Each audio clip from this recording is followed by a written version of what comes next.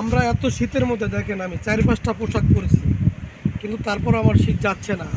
কিন্তু আমাদের সামনে দেখেন একটু তাকায় কিভাবে কিভাবে তারা দেখেন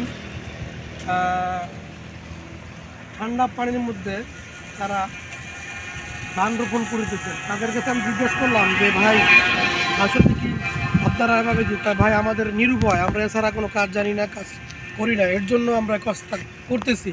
কারা লাগবে, কাজ কাম করতে হবে, গরিব মানুষ নমলা হচ্ছে, তাই হাজার শীত হলেও কাজ কাম আমার করাই নেই। মানুষের কিছু তুলে ধরার চেষ্টা করি, কিন্তু এদেরকে দিতে তাকে দেখেন এরা কি অবস্থায় আছে। তাহলে এদের কি শীত নাই? তা শীত শুধু আমাদের।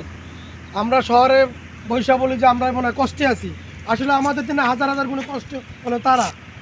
আমি একজনের জিজ্ঞেস করলাম যে ভাই কী কেমনি কী, আমরা 1 বিঘা জমি নিচ্ছি 25,000 টাকা বছরে।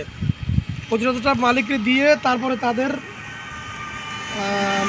কী বলবো, তাদেরকে তারপরে ভাত জুটবে।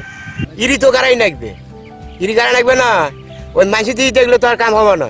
এখন আমার পেটে নাই ভাত, হ্যাঁ কাজ করাই নাকি।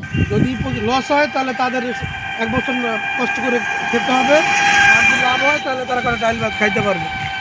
দর্শক শ্রোতারা, আরেকটা জিনিস আমি বলি, একটা জিনিস খেয়াল রাখবেন, যার যত আছে তার তত লাগে। যদি কোনো কোটিপতি কোনো মানুষ থাকে, যদি এই নিরীহ মানুষদের পিছিয়ে দাঁড়ানো, তাহলে ইনশাল্লাহ আপনারা একটু তাদেরকে আমার এই ভিডিওর মাধ্যমে তাদেরকে যোগাযোগ করতে পারবেন ইনশাল্লাহ।